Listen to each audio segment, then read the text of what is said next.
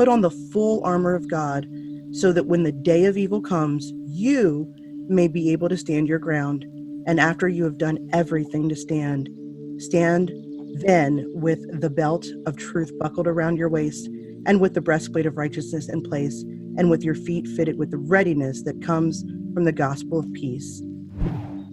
Hey friends, just a quick word from this interview's sponsor. The spreading fear about the coronavirus is starting to make us realize how quickly things can change, but you can be prepared for the worst, even if the lights go out. Get one of the best solar banks on the market, the Backup Solar Bank. The good news is you'll never waste money on batteries again because the backup power bank is solar powered. With dual USB ports, you can charge up to 2 devices at once, and you can charge your phone anywhere. This device is an all-in-one lifesaver, and I don't go anywhere without mine. Device features include solar-powered recharging, dual USB ports, 8,000 mAh battery capacity, LED lamp illumination, USB cable, and detachable compass. The Backup Solar Bank is the perfect device to assist you and your family when the lights go out, but limited supplies last, and it's your last chance to get yours at a discount before they sell out. Take advantage now and give you and your family the gift of power anywhere in the world. So visit backupsolarbank.com and use promo code SGT15 to save 15% off your order.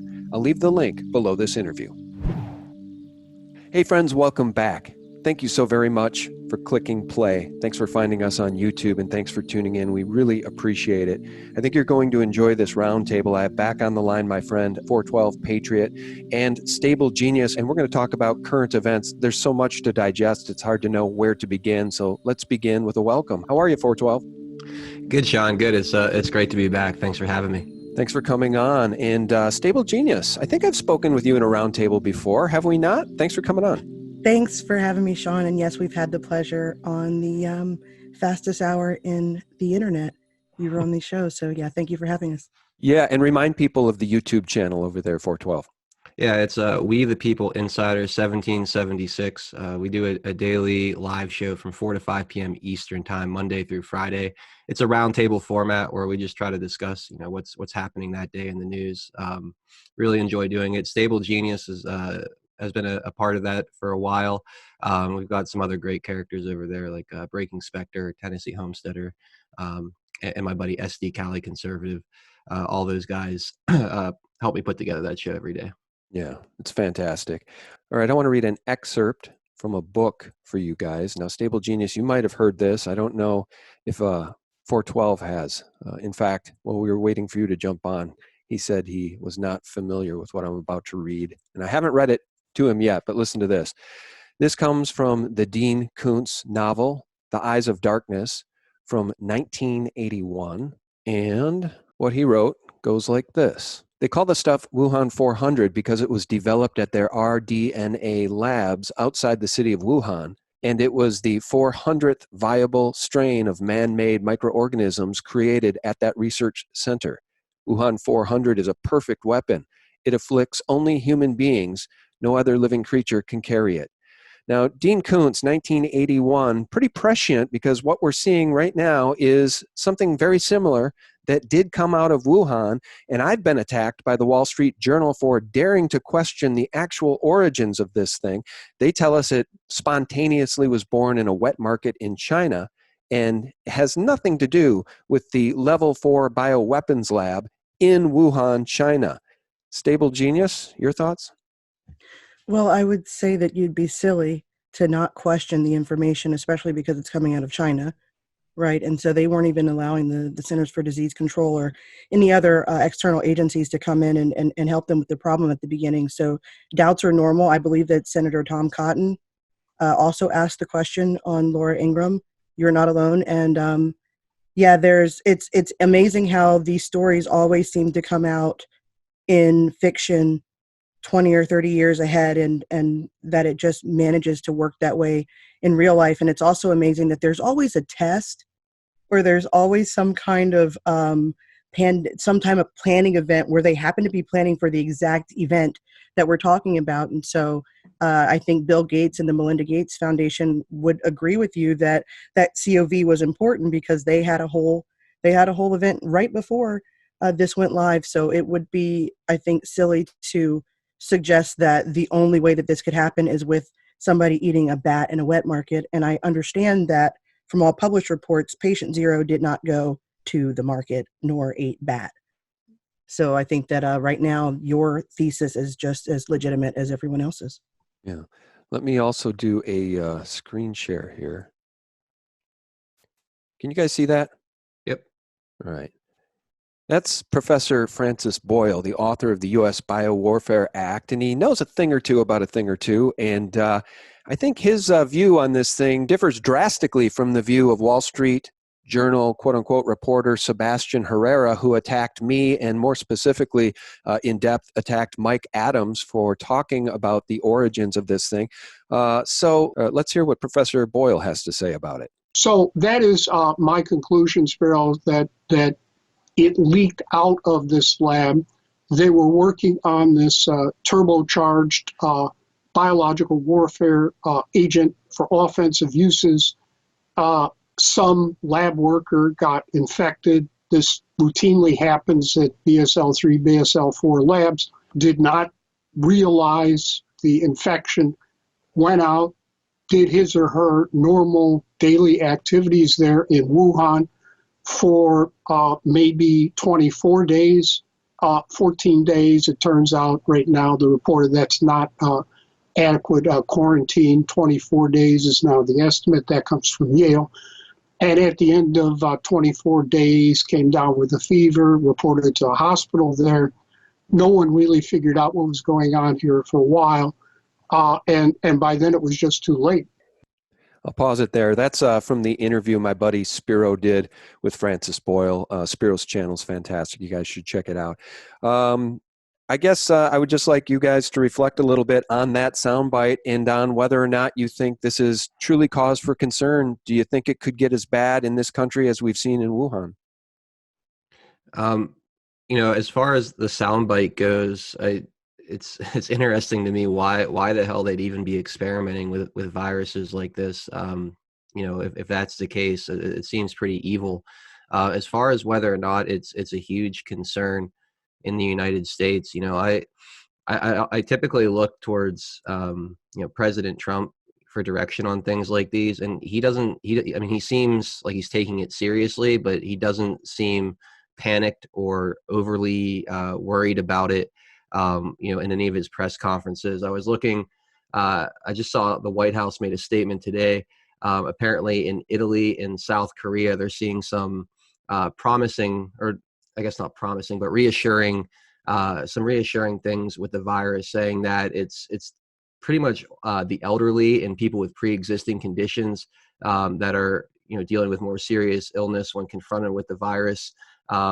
I think in South Korea, they're saying no one has died under 30, and the median age in Italy for those who have died from this, where it was 81. So it seems to be the elderly, which I'm guessing they would be more susceptible in general to actually succumb to the disease or Right. the virus. So to me, that's reassuring. Not saying that it's not a big deal at all, but I always wonder how much of this is being sensationalized for clicks and But let me ask you something, and you and I talked a little bit about this while we were waiting for Stablegenius to come on, and I know you hadn't really been following any of the videos coming out of Wuhan where young people, young healthy men are dying. In fact, the whistleblower doctor who famously tried to tell the world how bad things were in Wuhan, he succumbed to this thing, and I think he was in his 30s, a young doctor, an ophthalmologist, if memory serves.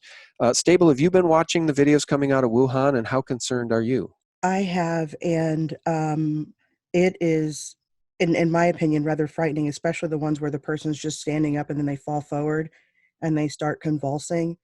To your point, in terms of the clip that you played, the thing that's very interesting is if it did start with a worker in the facility and they were ambulating for 24 or so days, is there any evidence that we can get from the facility about any other coworkers that have gotten sick and any other family members that have gotten sick? Like, if we have the information about patient zero, I think the real question is, what is the purpose for pretending like the source didn't come from that event? Because it sounds rather benign. Or is it that they don't want to talk about the fact that they have this sort of program in development in China? So that just to react to the clip. And then 412, to your point about it affecting the old, that's very interesting, especially if you think about this, the potentiality of it being weaponized, because it's the old that tend to be conservative in any country, and it's the old that tend to not want to go along with many of the ideas that the Bill and Melinda Gates Foundation and the United Nations and others do agree with. I am personally concerned, and I think that if you've seen what happened in Iran, right, so you've got actually members of their government. If this were some kind of conspiracy and Iran were in it, I don't think that they would have killed their female vice president. I don't think they would have killed their own cleric. So to the extent, and I don't think we haven't had confirmation about the Pope, but he's not looking too good. And there have been real people that are affected by it. And as someone who is immunocompromised and who has older members of my family and much younger members of my family, it is a concern. So the number one thing is just to make sure that you disinfect your door handles in and outside and wash your hands. Don't put your hands in your face. And it's not embarrassing to wear a mask. I've had to do it. So if you feel the need, especially in public, don't be afraid to mask up. Let me read this to you guys. This comes from the Burning Platform. It was shared over at Zero Hedge, authored by Doug Lynn via the Burning Platform. And it begins with this quote from author Dan Brown from the book Inferno. Quote, "Only one form of contagion travels faster than a virus, and that's fear." And I think that's very apt. It's very accurate because people are getting scared. As I've noted on 2 occasions in the past 5 days, I've been to Costco and all the toilet paper and all of the bottled water is sold out. Now, today we're seeing news that COVID-19 cases in New York have doubled to 22, and Seattle is closing schools for 2 weeks. So now this thing is really starting to affect actual people in this country, because if you're a 2-parent working household and you have little kids, and now the little kids are told to stay home for 2 weeks, that's going to put financial strain on your family. Either mom has to stay home and miss work, or you have to get a babysitter or daycare, and that costs money. This thing could very rapidly start to change the way we live our daily lives and the economy, guys. And ultimately, that's my number one fear. My number 2 fear would be that we start to see what's happening in Wuhan and people around us start dying from this thing. Obviously, we're not there yet. I pray we don't get there. But first and foremost, I'm concerned about the economy. Yeah, the panic could be just as bad as the actual, as bad as the disease itself. And companies. We're lucky that it's 2020. So we've seen Microsoft tell their employees in Washington. We've seen Amazon tell their employees to work from home until I think at least March 25th has been announced. So for companies where they are mobile enabled, where they have laptops, et cetera, you won't see that much of a dip. I think that they're going to have a very good pandemic and disaster preparedness. But if you're talking about physical places like, and I'm not suggesting that pharmacies are a problem. I know that the president and the Department of Health and Human Services and all of these industries are working together to be prepared. But where you start to see potential economic problems and potential response problems is where you actually need physical human beings to man the stations. And they cannot be at home, but they have to be in an enclosed area, whether it's a grocery store or a hospital. The other thing, Sean, is just what we've seen in California, which is that there are not actually that many facilities that are prepared to be the type of isolation quarantine facility necessary. And if you end up with 1,000 people that need quarantine, what happens versus, maybe just 20 or 30 or 40 people off of a ship? Or if you need 3,000 people in quarantine, what happens? And so the response from the incompetent government of China, and I know that the government president's being nice and saying that President Xi is doing a good job. I think he's doing his best, but some of what we've seen is also because of the incompetence of the communist government system. And I yield my time. Yeah, I just agree with the fear aspect of it. Again, I'm always skeptical. I'm skeptical of the timing of all this. Like we were saying before we started the show here, Sean. It seemed odd to me that this all came on right after the impeachment thing had ended. It's ended the Hong Kong protests from from what I've read. It also, I saw in France, they were telling, to people to stop having large gatherings. And I think of the Yellow Vest protests. And I just think of how much it's driven the narrative. Again, not trying to downplay the deaths in China, but to your point, Stable, what are the conditions like there? How ready are they for it? What kind of facilities do they have? I remain skeptical on all this. I think the fear is more dangerous than the virus itself, but that's just my personal opinion at this point. Yeah, let me queue up a bite for you guys. And this is Cliff High, and I know Cliff High takes some heat because of his web bot stuff, and so he's certainly not right about everything all the time. But I think this soundbite I'm about to play for you from an interview between him and Bix Weir actually summarizes what I have heard and read from people like Francis Boyle about the nature of this virus and how dangerous it is. Let me cue this up and play it for you guys. This virus, though, is presenting a coronavirus envelope to your body with either an HIV inclusion or a MERS inclusion or a SARS inclusion. But not all three will be presented to your body at the same time. So your body, if it gets hit with the side of that virus envelope that has the HIV inclusion, is going to make an immunoprotein that is specific to the virus shape with the HIV inclusion. It's like a super bioweapon. Correct. But if one of the other two happen to hit it the next time, it will have no immunoresponse to the MERS or the SARS that are in that same coronavirus envelope. So it's engineered. You guys could hear that? Yeah, it is terrifying. Yeah, and it is. And so we're not trying to terrify anybody or, spark panic. I guess what I've been trying to do as I process this is I'm encouraging people to start thinking about and taking action for getting some preps in place. So you'll want to have toilet paper and water to last at least 30 days. I would say at least 90 is the better idea because this thing has an incubation period. They thought originally of 14 days, but now they found out it's closer to 24 days, which means people can be walking around with this thing for 2 or 3 weeks and not even know they're sick while they're infecting other people. That's what makes this thing so damn scary. Well, and Sean, what you played is really important. So the people who seem to be the most freaked out about this are the people who are doing the most reading and understand the actual structure of the disease itself. And it is frightening that the report that came out of India when they first actually were able to look at the information around the molecule itself, that they saw all of these different components and it seemed like a super virus, which was exactly how, and I unfortunately don't remember the name of the doctor, but he talked about the fact that HIV also had the components of a super sort of cancer. It was just an ultra, it seemed like a rather well put together virus. And me personally, the thing that frightens me about this, not because of it in and of itself, but because of what it means for the potential future, is that the virus does seem to have had a greater effect on individuals that were Asian. And there are multiple sort of written discussions around the way that it maybe even affected individuals from Japan more than individuals from China, which could speak to potentially a target if it were a weapon. But it speaks to the larger issue of the fact that we've given away our DNA and we wrote it off in these 23andMe, and in our zeal to find out who we were and in our zeal to connect with our past. And when you give your DNA to 23andMe, when you give your DNA away to any of these companies, they have DARPA funding. What else do you think they're using the DNA for? Well, I've wondered the same thing, and I've warned people about that because when you go down the rabbit hole, and you don't have to go very far, you just look at the public statements about these companies. The 23andMe CEO is Ann Wojcicki, and her sister is the YouTube CEO, Susan Wojcicki, and Ann Wojcicki was married at one point to Sergey Brin of Google.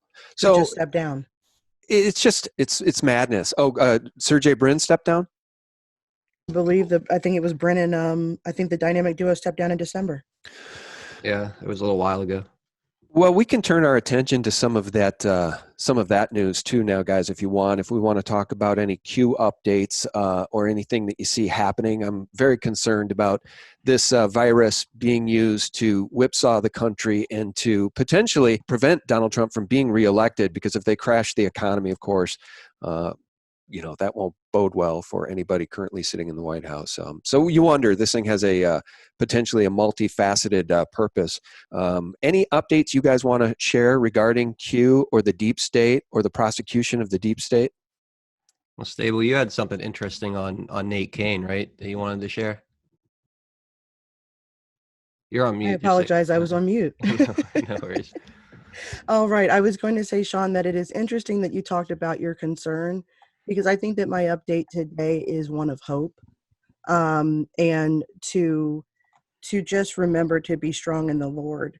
So this is what on our show. I have a show on Sunday with T.N. Homesteader called The Sunday Source, and we look at the news, things geopolitical, and also QAnon. And analyzing the post, Q post this particular scripture 9 times since 2017, and it's Ephesians 6:10 through 18.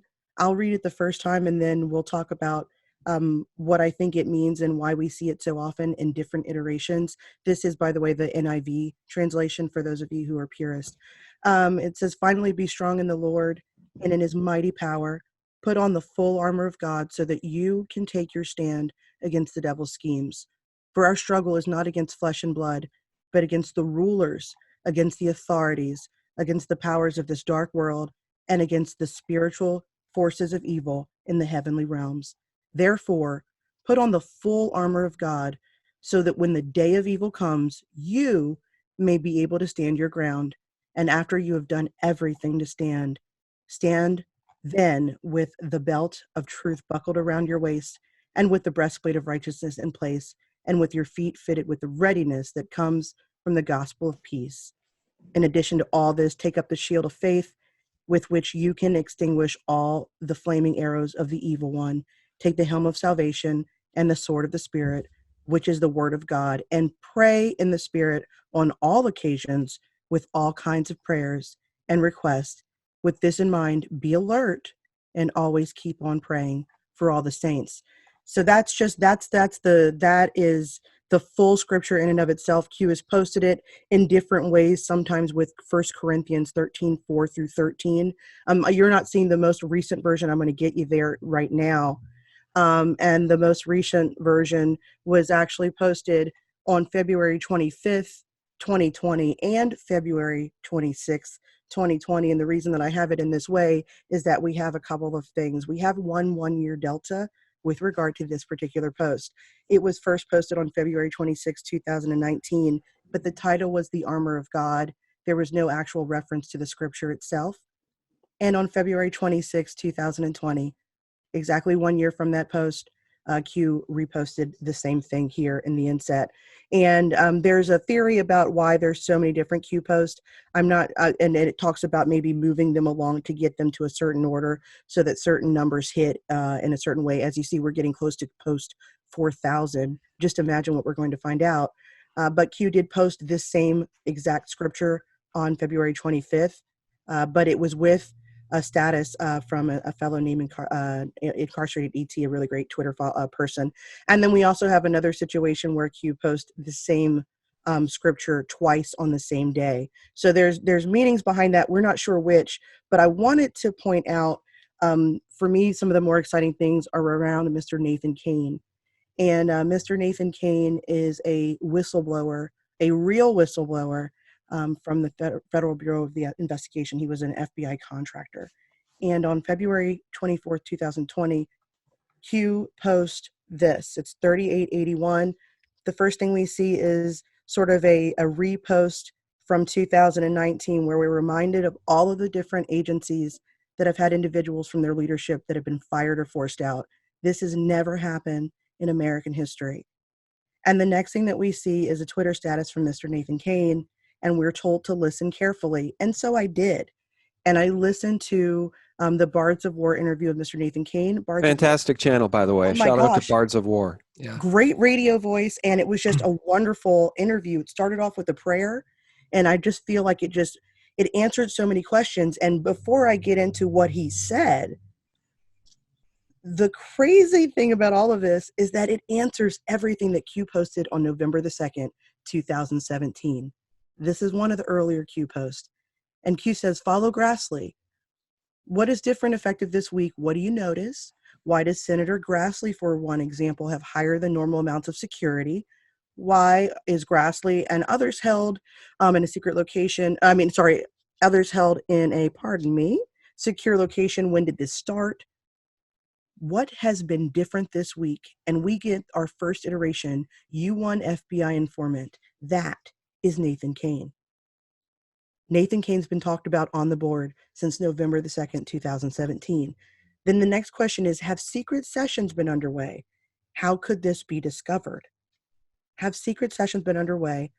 What must be reported even if filed under state secrets? Its name is recognized around the world, Alice in Wonderland. And if you've been following the Q post, you've learned that Alice is a reference to Evergreen, is a reference to Hillary Rodham Clinton, and Wonderland is a reference to Bloody Wonderland, which is a reference to another derogatory term for the country of Saudi Arabia. So, and by the way, for those who are looking, if you're not familiar with the characters on the screen, this is Nathan Kane. We have Michael Atkinson. He is the Inspector General of the intelligence community. We have Senator Chuck Grassley. We have Devin Nunes, and we have Kash Patel. And that's important. Q tells us over here in 2020 that backgrounds are important, right? So why haven't there been any arrests? There haven't been any arrests because we had a corrupt federal justice system. That's why. And the only way that there were going to be arrests, the only way that there was going to be justice is if these people were cleaned out.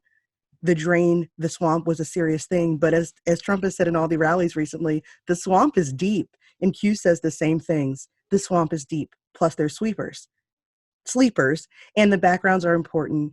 And remember, this has a lot to do with the Muslim Brotherhood. The important thing about this particular interview, and why Q said to listen carefully, and why I pulled the other post from November the 2nd, 2017, is because in that interview, Nathan Kane said that he was advised by Bill Still. He was taught about the actual Whistleblower Protection Act. He was taught about the process to go to either the House or the Senate Intel committees. And at the time, Devin Nunes was at the head of the Intel committee. He drove around for 3 hours and debriefed Devin Nunes on what he saw, which was the uranium one, and how the FBI knew that the Russians were trying to bribe American officials to approve the uranium one sale. And he disclosed that, and he gave a thumb drive. He gave a thumb drive to Devin Nunes. He also knew that the moment that he downloaded that information, that the FBI knew about it.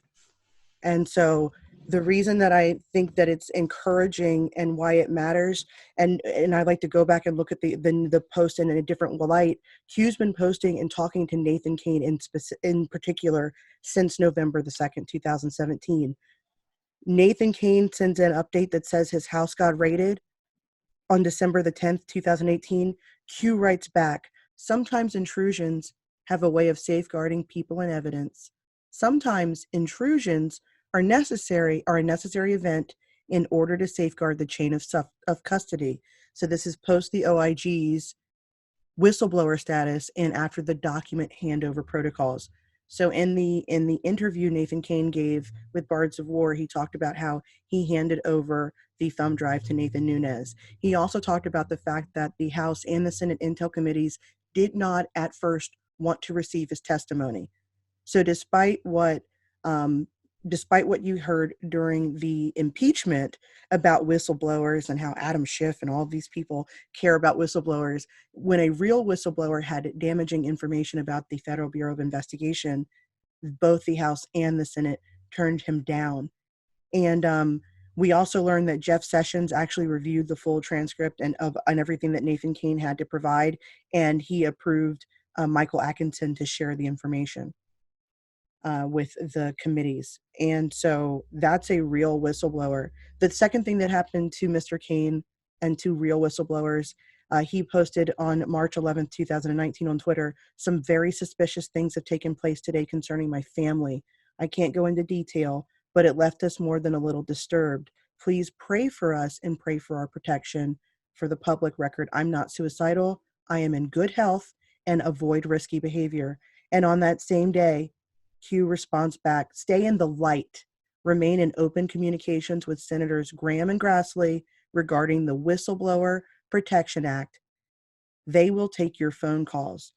So a lot of people think that Q is a LARP, and it could be. It just seems like this is rather extremely direct conversation to be having for it to be a LARP. And these are all very true. These are true events that only got confirmed by Nathan Kane's interview with the Bards of War previously. The other thing that Mr. Kane shared during that interview was that he didn't trust Rod Rosenstein because he had been the state's attorney in Maryland that prosecuted the cases around Uranium One and basically helped it to go through. He didn't trust the Obama-appointed OIG Inspector General, the Inspector General for the Department of Justice, and other things. So when Q is saying, and just to go backwards here, not to make you dizzy, but just because there's a lot to go through, when Q is saying here in post 3881 that backgrounds are important, the backgrounds were important to Nate Kane because he was trying to figure out who was a good guy and who was a bad guy and who could he share this bombshell information about the fact that the FBI knew about it. And Devin Nunes, in that car ride with Nathan Kane, he asked Nate Kane to go back in and get more information, and specifically to get more information about what the FBI specifically knew about Russian attempts to bribe U.S. officials and to take over our uranium supply. Yeah. I think post 674 is interesting too. It's just curious to just think of the magnitude of the criminality and the corruption and the treason that's been going on. And it's funny to watch the mainstream media now and the DNC circle the wagons around Biden. That guy's campaign was dead a week or two ago. He literally had no hope of becoming the nominee candidate. The DNC. I mean, he had no money. The campaign was dying on a vine, and now suddenly he's the guy, and he's connected to all these people. I mean, he was the left hand of Barack Obama, and buddies with Hillary Clinton, and Debbie Wasserman Schultz still walks free. This is the part that makes people mad, and this is the part that makes people think that although Q's information is fantastic, we're never going to see actual arrests. I mean, explain to me how Debbie Wasserman Schultz is still walking around free. How about John Podesta? You know, and the reason Mr. Kane fears for his life is because people like Seth Rich wind up dead, right, and nobody ever does anything about it. And because I think nine or 10 of the New York City police officials that saw what was on Weiner's laptop are now dead. So that's why Mr. Kane fears for his life, because people who stand up against this deep state often end up dead. And that's what happens to real whistleblowers. But again, we were never going to be able to see justice with the corrupt officials that we had in place. So now the clock is ticking, right? I'm definitely not a Pollyanna. It is interesting that we had a post from almost 3 years ago, right? November 2nd, 2017, get confirmed almost 3 years later. And it's confirmed coupled with reminders of all of these deep state people that have been fired or let go. So the clock is ticking. If they intend to win the election and if they intend to maintain the Constitution and hold the peace, then something has to happen this year. I don't think people can hold up that much longer, and that's just my own little personal opinion. So that's the update for the day, sir. No, I'm 100% with you. Do you guys, looking at post 674, the tarmac meeting, that involves a deal, we think, Bill Clinton meeting, just accidentally running into Loretta Lynch, and then they're going to catch up and talk about golf on either his plane or her plane, I forget which. And the inside skinny on that is that Clinton was talking about a deal with Loretta Lynch to put her on the Supreme Court in the future. Do you guys know what AS 187? 187 is Antonin Scalia. Wetworks. Oh, that's right. Yeah, it is 187. I knew it was Wetworks. Yeah, Anthony Scalia. They whacked him. I think they whacked him too. And that's why they don't want you to read the WikiLeaks emails. They want you to be so confused about how the emails were gotten that they don't want you to look at the contents. But the fact remains that there is an email from John Podesta that talks about Wetworks, and the day or the night of the Wetworks is the day or the night that Antonin Scalia passed away. And the president, this isn't just like Q. President Trump, during several rallies, has talked about this deal, the tarmac. And he said that it was for the Supreme Court seat. So it's not like it's not being reinforced by the president. But yeah, I've spent a lot of time reading. I've read all of the Loretta Lynch transcript. I've read the the OIG report on this, and there is a lot of the president and Loretta Lynch's testimony doesn't jive. Loretta Lynch was guarded by the FBI, and this is really important. She was guarded by the FBI. The president's guarded by the Secret Service. The Secret Service did give the FBI a heads up that Loretta Lynch that the president was coming, and he wanted to speak to Loretta Lynch. They had to coordinate it, and it's the reason why there was somebody there to record the conversation. And in the documents that Judicial Watch had FOIA'd, and thank God that they won their lawsuit, we also were able to see that the same characters that are involved in Crossfire Hurricane, namely Strzok, Priestap, and Page, are the same characters talking about how much of a failure it was that Loretta Lynch even got into this trouble to begin with, and that they felt that it was their job to protect the director of the FBI from scandal. So it is all related. And remember that the Awans and Debbie Wasserman Schultz, we're not talking about a small amount of espionage. We're talking about terabytes of data that they claimed was homework being sent to Pakistan from the United States Congress.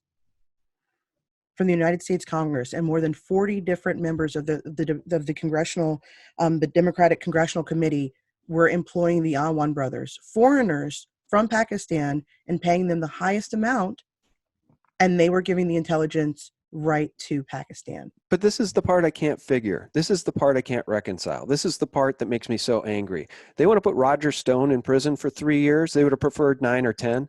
Mm-hmm. And Debbie Wasserman Schultz is still in government. She's still a quote unquote representative of people of Florida, one of the most corrupt districts. By the way, you want to talk about wet works. People were dropping like flies down there for a very long time in her district. And she's walking free.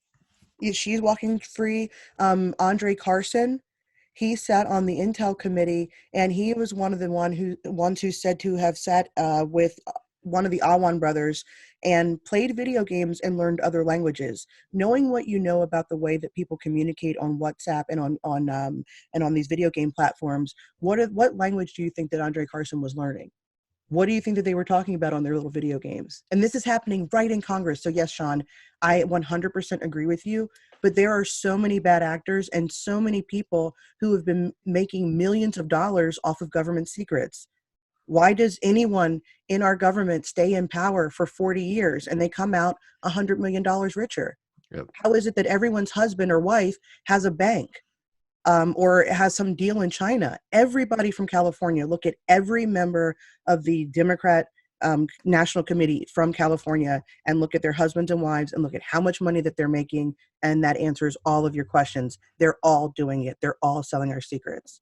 Yeah, and I think part of the reason you see someone like Wasserman Schultz still on the streets free, despite the obvious nature of their crimes, is they're also interconnected. All these deep state players, all these different narratives kind of tie together, and I think if you pull one thread or one piece of this out, the whole thing comes crashing down. And Q's always talking about the optics side of this and making sure you bring along the public, so it isn't a huge shock, which is frustrating to people like us who are in this and paying close attention. You want to see these people see justice the way we would if we did something wrong, and it's frustrating not to. But there is an element to this where you have to bring along the public, and there's a lot of posts similar to this, but post 3850, Q talks about this a little bit. He says, did Mueller open the door to Ukraine? Did Mueller open the door to FISA? How do you introduce evidence legally? Did impeachment provide a platform to discuss findings of Ukraine? How do you introduce evidence legally? Did impeachment harm or help POTUS public? How do you introduce Democrats' high crimes, corruption to the public?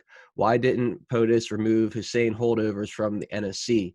Do you really believe that POTUS and team trusted Hussein holdovers to remain within the admin and work to enact POTUS's agenda without bias or confirmation? How do you awaken the induced coma public, fake news controlled from their long sleep? Sometimes allowing your enemies to openly attack, logical thinking. And then the very next post, he links to an article talking about how 70 Obama holdovers from the NSC were being let go.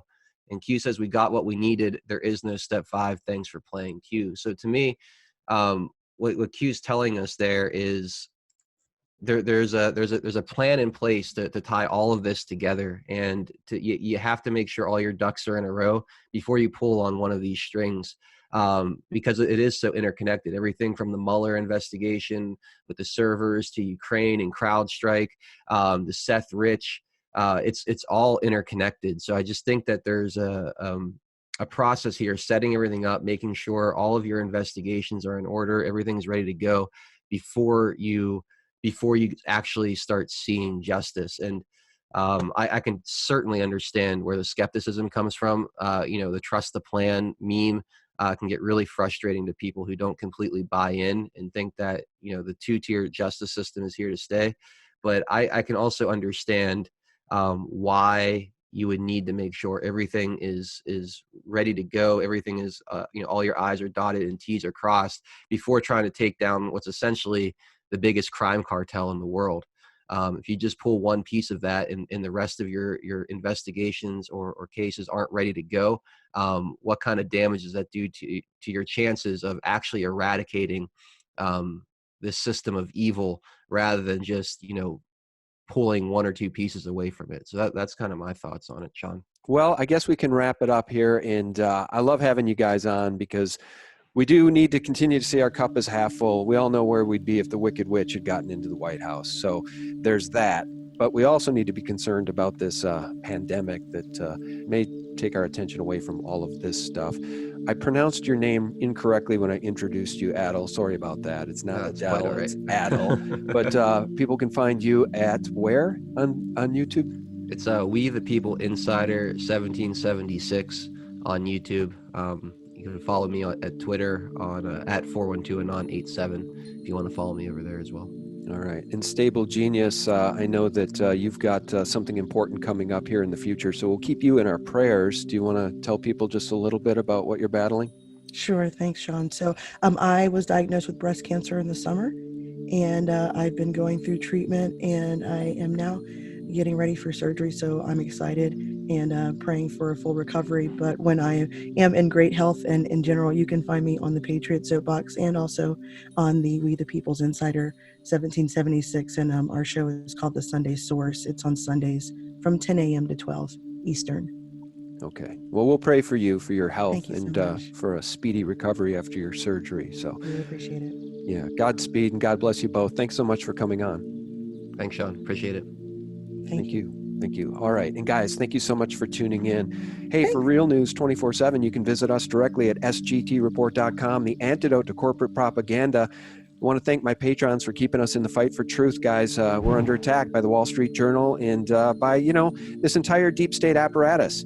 They don't like us. They don't like Adel. They don't like Stablegenius. They don't like Q. And they don't like you, because you love your country. Godspeed. Love you guys. Bye-bye. We're going to see some shockwaves in the gold market, but we might see a $200 to $300 gold move in a single day. Enormous moves up, because things are starting to break.